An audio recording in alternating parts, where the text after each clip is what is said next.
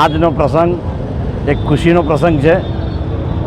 30 દિવસમાં પવિત્ર રમજાન માસમાં દરેક મુસ્લિમ બિરાદરો રોજા રાખીને અલ્લાહની ઇબાદત કરે છે। સાથે સાથે આ રોજા એ ફક્ત એક ભૂખા રહેવાનું કોઈ કાર્ય નથી, પરંતુ ત્યાગ, બલિદાન અને સમાજના સંપૂર્ણ લોકો સાથેનો સંવાદ કરવાનો એક અનેરો પ્રસંગ છે।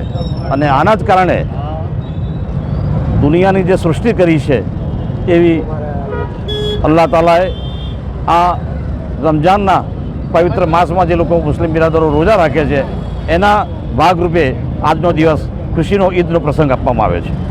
આજે ઈદ છે, ઇન્ડિયન ગઠબંધન તમામ જે આગેવાનો આવે છે, શું કહેશો?